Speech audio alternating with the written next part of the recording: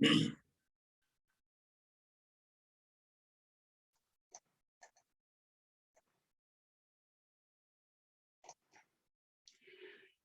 morning, everybody, and welcome to our Wednesday morning seminar. Today, we are looking at insolvency and cash flow in the construction industry with Mohammed Haque, who is consultant barrister, adjudicator, and quantum expert at Fletcher Day.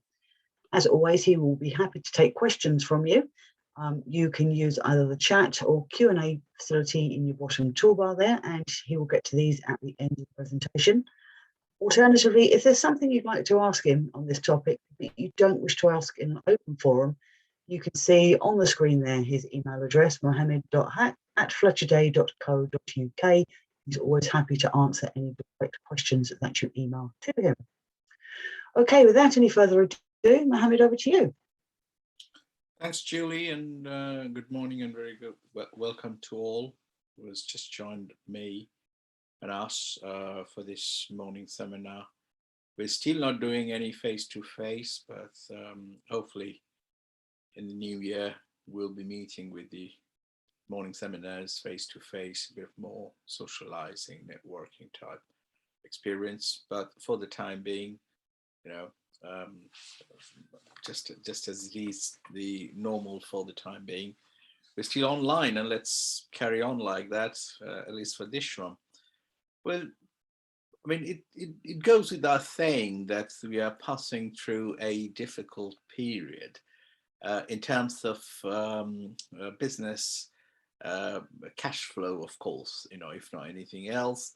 That's because we are doing less work and lots of restrictions in there to run the sites. And although we see much better an environment post COVID, although we are not fully out of it, but you know, in the recent past, government has declared bigger infrastructural projects, and of course, in construction, huge budgets are going to be injected. So we can be hopeful in terms of getting more business or getting to normal. However, as recently we have experienced that the fuel crisis we are having due to the shortage of lorry driver, and this is something in prediction for last 2 years due to two things. One is pandemic and the other is Brexit. That will have material shortages in our industry and the sectors. We'll have labor shortages in our industry and the sector, which means, of course, it will result in delay and disruptions. We'll have more claims. We'll have the works will be slowed down, so our forecast of revenue will have an impact on it. So, as I said, I mean, still now we are just like the weather outside where I am this morning, in a gloomy, cloudy situation, and there are loads of companies who are actually struggling to keep up. Now, when pandemic started and when it was in its like full flow in 2020, mid to the end, less number of people has applied for insolvency, and it was the lowest last year in 10 years. It was not surprising because people were like so shocked that they were not even ready to go and seek or make somebody insolvent. And also the government has provided certain incentives through tax measures, extension of tax, giving away cheaper loans, and employee retention schemes. So many different incentives were given to the businesses that they were, for the time being, they were not doing any business, but they were not getting to the point of becoming insolvent either. So that we have seen in 2020, and we continuously kept on saying that, well, this is nothing to be a sign of wow, it's actually a worrying sign, and it will be picking up and up and up. And that exactly has happened in 2021. Q1 has seen more than the last quarter of 2020, than the 2021 second quarter. Up to this, we have the reports published now of the insolvency data from the government of the UK and England and Wales, that it's just rising high. Many more people are facing insolvency. Interestingly, construction is the champion sector. The total number of insolvencies increased by 7% compared to August 2020. It's only 1 month, I'm saying, and in 1 month alone, 1,589 companies become insolvent in 1 month alone, and that shows that the difficulties are showing their face, and we are having a tougher time ahead. And as I said, of the whole lot in the business, 17% insolvencies are from the construction sector. So you can imagine, and we know the reasons, because we run on a very small margin. It's like a cash flow based business. We don't need much of a capital compared to other businesses, because the contractors are get paid by their employers if works are in good progress. But all of these are halted now. So cash flow is a big issue at the moment in many contracts. And of course, the incentives are coming to an end as well. So that's another big factor for us to keep in our mind, that we'll have to start paying back, and all the holidays are going away. So that's the scenario. I will just touch on a little bit more on the insolvency data at the end of Q2 2021. Q2 2021 to see saw 3,116 companies gone on insolvency. And just remember that we're in Q3, and in August alone, we have 1,589. So you can imagine how fast the numbers are growing. And the Q2 alone is 31% more than registered than in Q1. And of course 4% higher than that during the same quarter of 2020. I mean, even though Q2 was not as high as it is now, still it was more and more and more. Now, interestingly, the other thing to remember is creditors' voluntary liquidations accounted for 90% of cases. 90% of cases are from the creditors, meaning the day-to-day business of companies are failing to keep up to payments and pay off the creditors as they fall due. The debts are falling due, and they're failing to pay off because they have purchased, but they do not have the money. They haven't got the money from their employer or the contractor, if they are subcontractors. That's alarming, isn't it? I mean, this is something that we have to take note. If you are in the construction industry, and if you are not extremely lucky, and you are in England and Wales, you must have been facing these challenges already on a daily basis. If you are not, then be aware that it might come to you. So again, reminder that all procedures declined or decreased. However, creditors' voluntary liquidations gone up in a huge way. 90% of all cases are creditors' voluntary liquidation. And as I said, construction is the champion sector who's struggling the most. So that's kind of setting. And then what's the prediction? What's the prediction? Company insolvencies were up 31% in Q2 compared to Q1. Insolvency advisors are predicting a steady increase into 2022. So as we are finishing 2021, we are not having any brighter picture. Nobody's saying that, oh, wow, yeah, it's a short thing and it's going to go away with after Christmas, we'll have merry days and all these. No, that's not the case. It will be. And of course, majority predictors are taken into account the problems with material shortage and labor shortage overall within the industry, of course, and in other industries which we are dependent on. And just as we've seen for the fuel crisis, the same thing applies for the shortage of lorry drivers to transport things to the site and back to tipping areas and whatnot.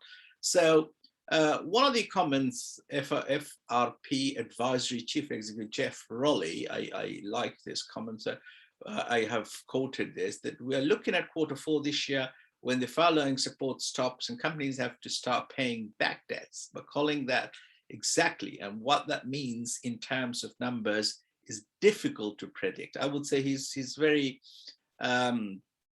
very soft. He's not kind of showing the shark's teeth yet, but he's saying that it's a very volatile situation, but not in a positive sense that he doesn't know that whether it's going to be worse or good. It's, of course, he doesn't know how bad it's going to be, and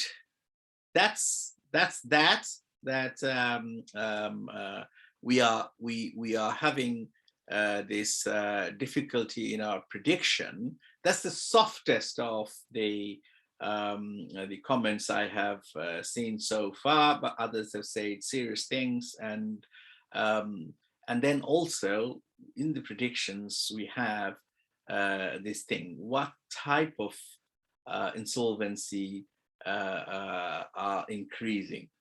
Of course, if you are in this industry, you may know, but if you just in case you do not know, from a very, don't get into a very legalistic view with it, but it's just a working thing that by and large there are two types of insolvencies. Let's call it a business term. It has got its root in law, but let's call it a business term. That by and large two types of insolvencies are there. One is the cash flow insolvency, as we call it. The other, we name it as balance sheet insolvency. The cash flow one means that the particular trade or the business or the organization or enterprise is unable to pay the debts as they fall due, or they can see that they will fail to pay their outgoings in the near future. I mean, what are the outgoings? Of course, from our construction industry perspective, we have material bills, a large one if we are contractors or subcontractors, mostly for the contractors. You know, the material purchase is one of the biggest concern, of course. The second one is, of course, paying the laborers, and then comes the expenses headquarter related, facility related, and then of course slowly it goes down to other types of loan interest and director's allowance and other perks type thing you give to your high class employees and all these. But it includes like the utility bills. It includes, as I said, the payment of existing loans, and of course, as I said, the big numbers are in materials and labors. They're the most in the cost. So these are your outgoings, first of all, materials and labors of all types. And then, of course, your costs for the facilities. And then, of course, your financing charges and other charges coming as well. So are you predicting that you will be having difficulty in paying back, let's say a very small example, your electricity bills or your material purchase payment, because again, almost all business enterprises have accounts with the builders merchants, and they have a credit line with them, but that's a short-lived credit line. You know, you got to keep them up like an overdraft facility. And if the chances are you'll have more work coming in because we are getting back to somewhat a normal situation. So you'll be in need of them more. And then if you do not have the money because you have not been doing much for the last 18 months or so, then you would definitely struggle. And that's your cash flow insolvency. It doesn't really matter that you have good assets. I will come to that in the next question. And you'll have a huge number of balance sheet figures, which makes your reserves and other things, which makes you a sound company. You know, if the reserves could be like a gratuity fund, a funded provident fund, or an insurance fund or whatnot, and that you may not be able to touch those, you know, for reasons, because it could be money of someone else you're holding, retention funds, for example, you know. So it's not looking at the balance sheet when we are talking about cash flow insolvency. It's looking about how do these are our outgoings end of the month. This is the budget, you know, and we try to cut it down as much as possible by doing so many different things, but still the outgoings are outgoings, and we do not have enough cash. That's the problem. Or you have taken up a new contract, fair enough. The first payment's going to come in maybe 60 days or 90 days sometimes. If you're a subcontractor, a bit more. And how shall we manage, you know, the mobilization and initial intake, or the projects where we are getting into full flow, so more materials and labors are needed. All these will cause the first type of cash flow crisis for the time being. Now, alternative type of insolvency is balance sheet insolvency, which means that your assets, if valued, are so poor that your outstandings to the third parties, to those other than the shareholders, I mean, and including the shareholders who have some kind of priority payment arrangement, preferred type, which is almost like a loan, you book them on one hand and you value your assets on the other, the current ones like the debtors and similar sort stocks and all these. By stock, I mean materials on site or you purchased already and in the process of getting delivered. So these are your assets, of course, current, and then deduct or add up the cash in hand if you have some, and at the bank, and then you know, all your other assets like the buildings, facilities, cars and things like that. All these, if you add up and then deduct from it the third party liabilities, if it enters a negative balance, then you are in a state of balance sheet insolvency. And that's disaster, But even keeping out this, the next type, if we think of, and inevitably, if the second type is in show in your business, then by then already you had cash flow problems. So it's something one leading to the other, but both are equally dangerous, because you will not be able to manage if you're struggling with the finance. You know, that's the blood. You know, if you are struggling with that, then obviously you have loads of other difficulties to manage in your operation and you're getting the business and all of these. Now, both will or might result into insolvency. And which type is now increasing? The early signs that you have at the moment shows that cash flow insolvency is in priority. Okay, and that's one of the reasons we are doing this today, that this is the cash flow and insolvency in the industry today that has to reach a matching point. And as you have seen, creditors' voluntary liquidation is high in numbers. And why it's happening? Because the creditors are not getting their payments, and it reached a point where you can't sort of continue to, let's say, from the creditor's perspective, continue to supply works, materials or labors if it's done through agencies, and just keep on waiting for people to start paying back. They can't do it anymore. And as such, this is the first type which is showing more. But I'm not saying the next type will not come in future. But at the moment, we are having the first time more than the second type. What can we do to mitigate? That's the focus. That's the most important area. And I will try to sort of focus most in this slide, take them one by one.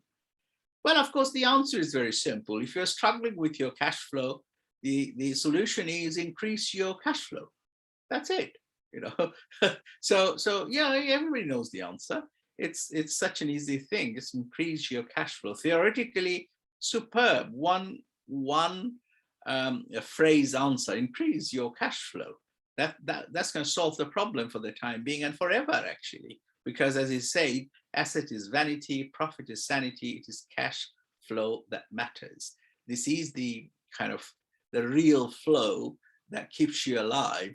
So you got to, in Indian language, it's the prana, meaning they're taking the breath and breathing it out. So earning the money and paying it out. That's what keep a construction company or a contractor or a subcontractor alive. Slightly different for employers. They need to budget in advance to pay off when they decide to make a scheme. But anyways, that's the short answer.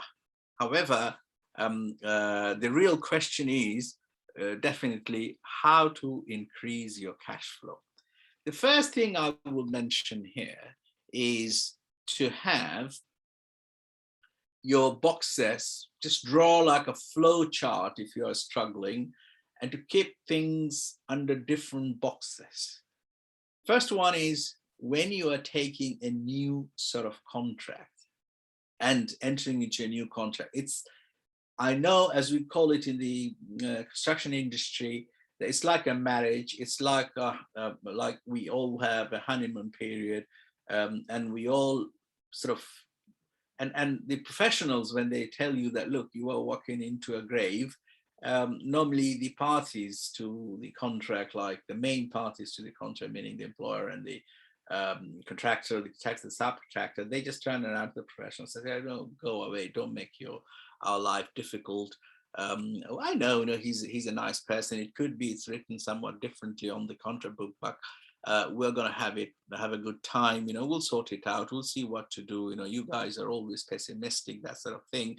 But I tell you, other times you might have kind of got away with it, but this time you got to be seriously concerned before entering into an obligation. And a few clauses within your coming contracts are very important. The first one is, of course, your cash flow related. That means in every, and we know that from the Housing Grants Construction Regeneration Act 1996, the Act and the scheme has provided interim payments fine, but at the same time allows the parties to agree anything regarding the interval of payments and how much should be paid, at what way payments will be like periodic for nothing, or there should be only after reaching milestones like stage payments. So all these things are in your hand.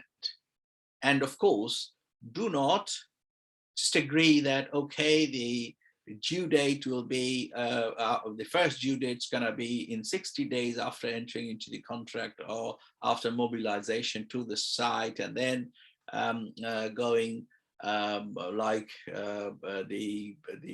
payment certificate, and then the time period within which the final payment has to be made, if it comes like in months. So it could very well be you spend a lot of money and then do not get anything in the first 3 or 4 months. On the other hand, the contractors and subcontractors may want advance payment or other sorts of front loading to manage their initial costs, and do make an analysis that how much do you need to sort of kickstart and where do you get the money from, and be serious in making it a bargain that how your other side can help it out, or how a finance can be available if the other side is not trying to get you one. But if you're already struggling, then it could be that you may not get such an option. However, I'll come back to it later. But so your duty first is to seriously see the payment terms and the payment obligations and all. Second thing is your time and delay related, because it has an impact over your liquidated damages, which is a very normal thing, and also to earn some loss and expenses, disruption type claims, prolongation claims under the contract in express terms. So if you do not have one, then please add things like that, because it's not automatic that extension time is granted, so you'll automatically get some kind of rights under the contract. At common law, you have to show a breach, and you have to sort of rely on unliquidated damages if you are the contractor and there is an extension of time in your favor. But of course, there are model forms like NEC, JCT, who has provided. And then, interestingly, like force majeure in JCT is not a relevant matter, meaning that you cannot claim loss and expenses unless, I mean, some theoretical exceptions lawyers are trying to create for JCT. NEC, it's fine. Material shortage is even claimable as a compensation event. But be aware of this quantity related things before taking on obligation. And of course, keeping a special thing in mind that what will happen if the situation of the time you fail to procure materials on time. Mohammed, we've lost your sound.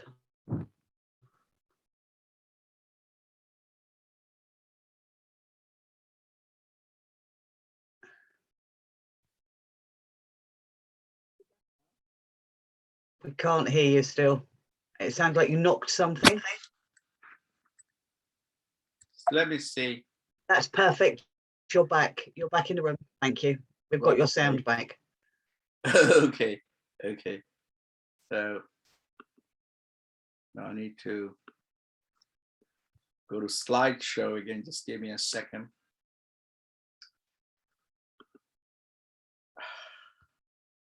Can you hear me now?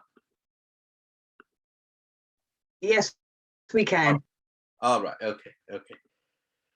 So, yeah, Julie has just told me that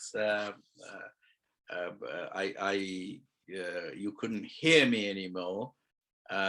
So I don't know how far I went, but the point is, I was trying to say that in the contracts you are going to, for the contracts you're going to sign now and take on new obligations, what to do.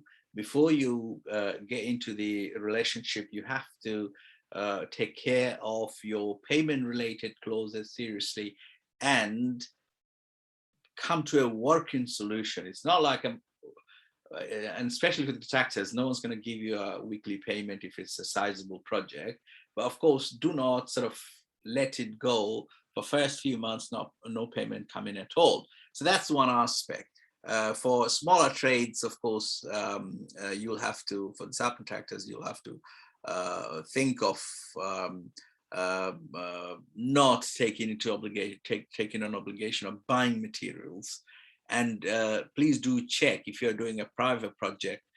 Please do check the ability of the employer to pay. It's not that from somewhere the money is going to come. So don't be so eager before you take on another obligation to perform and then not get paid. That's the first thing to remember. And then, as I said, you got to remember the time-related clauses, your obligations, your possibility of getting into extension of times, and special thing should be taken into consideration, like if there is a material shortage beyond your control, if there is a labor shortage beyond your control, how that will be resolved, and what are the fates. And I also reminded you that force majeure is not a compensation event type loss and expense in JCT. So I'm sorry, so sorry that you got to amend your contract if you're in JCT to add the list in your relevant matters, so that you are entitled to get your loss and expenses and prolongation claims under the contract itself, rather than waiting for a common law route. So all these needs to be taken into consideration. Then you got to look at the solvency of the entity who's giving you the contract, meaning, of course, ultimately the employer. So all these should be seriously taken into consideration when you are taking on a new obligation. Okay, that's the one which you can do for the future. What about the existing contracts? You know, that's something, again, you have less control. First of all, if you have a contract which has onerous payment terms, sort of the payments are going to come very late, and you have, let's say, a gap of 45 days from the date of payment notice and the final date of payment, you don't have any right to change it now. Okay, and also it could be a disaster that you have agreed to a schedule which you fail to keep on review, and payment schedule, I mean, and which you fail to review, and your contract doesn't say that it will automatically follow the earlier cycles, which, as the case law says us, that that in that case you might have already lost the right to interim payments, because we are already in quite a number of months where we didn't do anything, and you probably have not made any applications. And so if, let's say, the payment schedule has 12 dates, and there isn't anywhere in the contract, which is either on the schedule or somewhere else in the contract, that the interim payment will continue to follow the schedule if there is an overrun. If it hasn't said so, then you do not have a new payment date to make an interim application. So you cannot do anything legally. You have to go back to the other side of your contract, be it employer or the contractor, and then try to engage with them in a collaborative manner and try to come out with a solution. You know, in this bad time, they might turn around and say, I have the legal right to not to pay till the whole job is finished.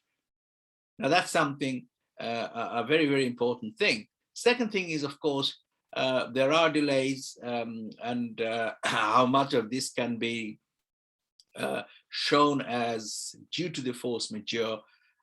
It differs from contract to contract, particular terms of, because, you know, even the model forms are heavily customized at times to suit the interest of a particular party who has a better bargaining ability. So you got to revise those time clauses to see where do you stand. I mean, I'm not saying by looking at it and reviewing your entitlements, you'll be better off, but you will know, you will find your current position and what to do, you know. That's something is very, very vital. Take note of what is insolvency, under your particular contract. Like model forms, they do define what do they mean by insolvencies. So take note of that. Take note of what is the consequence of an insolvency in your case. And again, it's not that by taking a note of it you'll be better off, but you'll be knowing where do you stand. That's vitally important, because as we sometimes say, know your contract, because only when you know your contract you can start looking at if the thing looks bad, if you think you're in a problematic situation, then you start looking for solutions, alternative funding solutions. Still some government incentives are available if you can take help of those and so forth. That's something you can look at, and you can try to bring a solution, or trying to go collaborative with your other part of the contract and bring a pragmatic solution. You can even go to things like conflict avoidance process of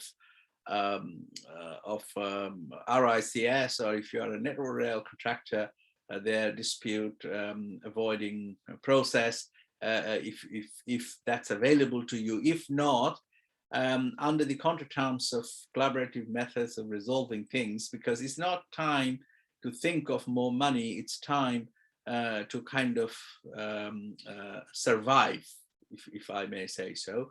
And so that's something you have to do.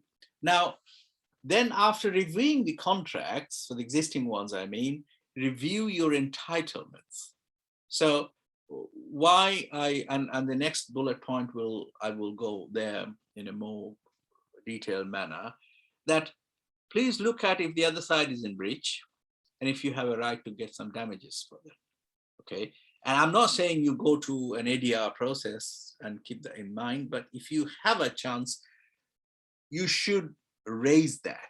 That might help you to even bringing the other side to a collaborative mode and look at things in a pragmatic manner. Don't make it a fight, but do look at your entitlements, including the entitlements that comes out of breaches from the other side. And once you know this, you have a bargain tool in your hand when you are dealing with the issues with the other side. I'm not saying you got to get into a dispute there, but in your discussion to see a way out and see through the problems we are having, there is no other alternative. Of course, within the, other than the breaches and remedies type thing, within the contract, we have mechanisms where we get entitlement. Like if there is a change, if there is a delay, where the contract provides for options of loss and expenses, and you have, and of course, as I say, the bespoke ones provide that, and you have kind of a feeling that you are entitled for that. From like clause 1 to the last clause of your contract with your schedules and everything, try to find out those entitlements. Either it's time related or money related, or if there is a change, what are the entitlements? Take a list, work on that, or take advice from professionals to find out your entitlements. Okay. And a big area of entitlements, of course, are changes and variations, whatever way we, and compensation events, of course, is the other thing. Now, before even thinking of going to make a claim or for a change or a variation, or arising out of an instruction from the project manager or from the architect or the contract administrator or anything, any office similar to that, please take a note of the procedures. And that's equally important for your contracts which you're entering into now, that if there is a procedural requirement to formalize a change in order to get some money, or making it as a matter of a right for you. So if there is a written instruction with a change, with a call that you're entitled to money, then it goes to valuation. But if it's not, if it's an informal instruction, or it doesn't say that you're entitled to some money and time against an instruction, even though it's written, you got to take steps to formalize it, okay? And if you're an employer, please also keep in your mind that this is a difficult time, so others will take on these entitlements. So try to be reasonable, when you are doing it. Now, if you can establish that there is a change and a variation for which you are entitled to get some extra money, then comes the process of valuation. How would you value it? How much would you get out of it? And that's again something. It's not an opportunity. It's something that it's only will give you the right type of amount, which is the agreed value or the market value. Let's just keep it simple. And how do you get to that? Now, in most cases these days, we do not have a detailed bill of quantities. So what we have is a CSA type scenario where you price and you do not give the breakdown of the price. And if you go and try to sort of claim a change or a variation, either it's in a compensation event or in a variation in JCT or a similar thing in other contracts, would you be interested to open up your cost book, and do a cost plus calculation? What would be your percentage of profit? And if you see, okay, you only have, say, 10%, 8%, 12%, 5% even sometimes on cost as your OHP, would you be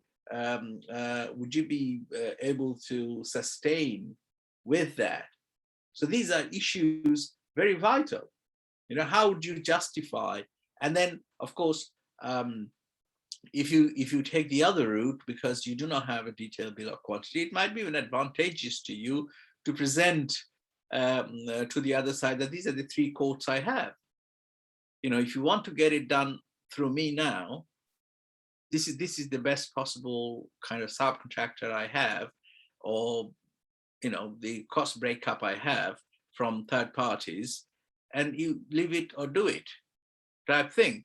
And do not ever sort of give up, as I said earlier already, formalize and follow the procedure, and do not take on liability if possible without even sending a budget out that this much is going to be. And also think of, like, when would the money come? Because if you apply and they say, no, not yet, only at the time the final account, I'm going to pay you. I pay you 10%, 20%. That's my valuation. And I will revisit it at the final account time. What would you do? So it's better that before accepting a variation, you sort these things out, or at least run things parallelly. That's more pragmatic and practical, so that you are sure that you're not going to fall into a difficulty after you complete the job, and you are not going to face a situation where you are not able to pay your outgoings. Review your delay claims, and that's something for everybody. Do you have a delay claim to get some liquidated damages from the employers?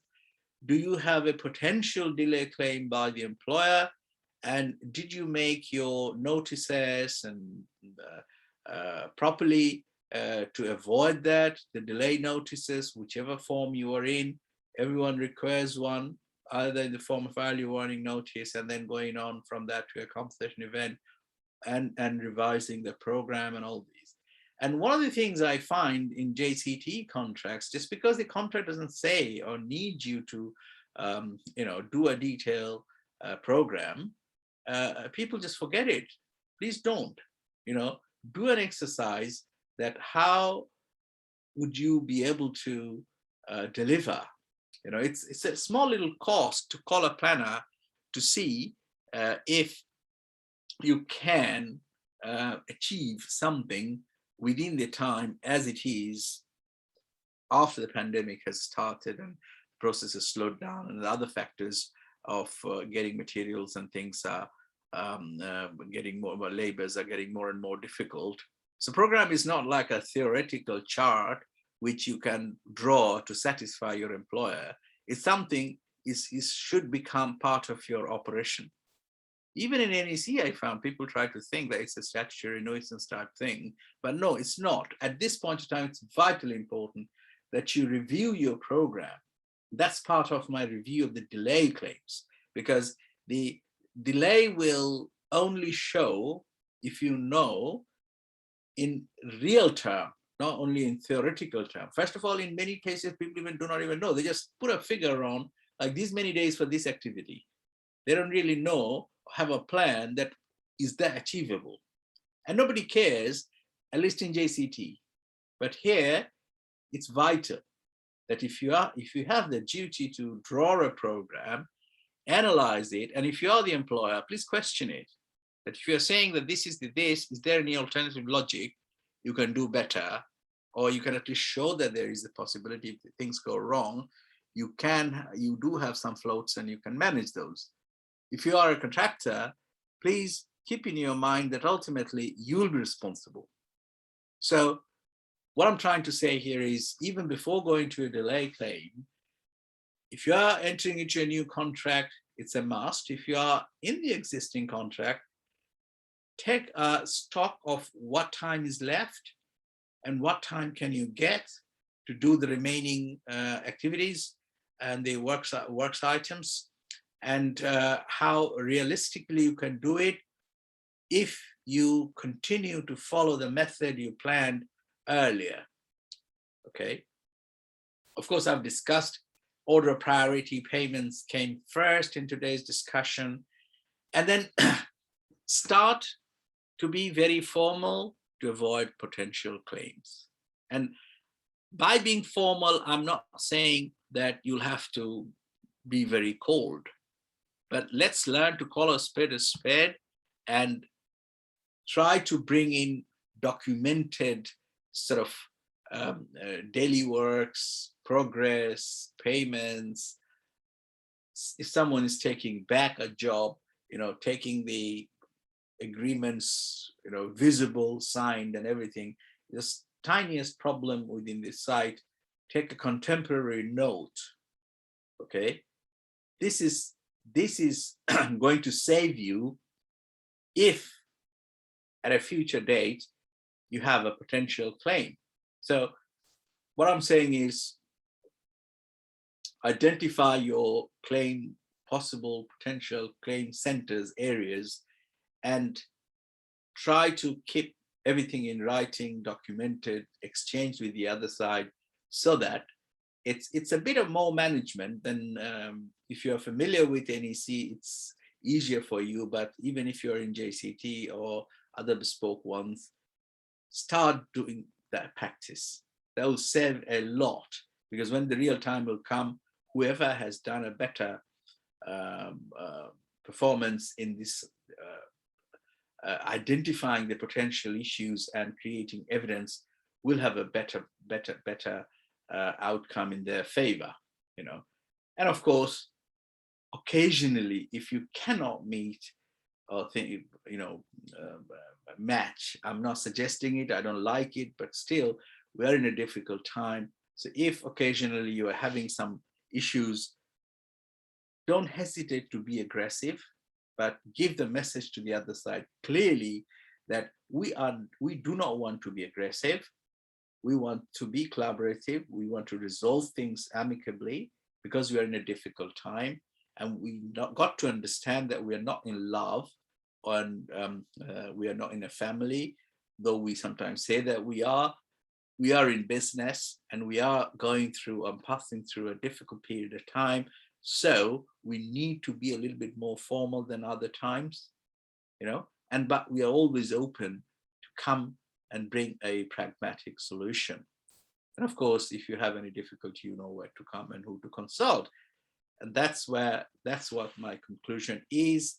I'm done for this morning, and I'm sorry that during the session you had an issue with the audio. It was only a very, very brief duck out of sound, so not a problem. I mean, I'm sure that everyone was fine with that. Right, okay, if there's any questions, now is the time to ask. Or as we said earlier, if you would prefer something that you didn't wish to ask in an open forum, please email Mohammed on mohammed.haque@fletcherday.co.uk. We are back this evening with Oneza Kokar on employers' guidance at the right to work checks. So if you'd like to book a place to log in for that, it's seminars@fletcherday.co.uk. We will book you in. And next week, which will be our last ones for October, we have JCT Standard Form Design and Build on Wednesday morning. Exterminate, which is common law and contractual termination, on Wednesday evening. And then the last one for October is on Thursday evening. No, we're talking about innovation. That's actually Mohammed again. So as always, if you'd like places on any of these, please email us seminars@fletcherday.co.uk. Okay, thank you very much, Mo, for your time this morning. Thank you, everyone, for joining us. I hope everyone has a great day, and we will see you all again very soon. Thank you, Julie.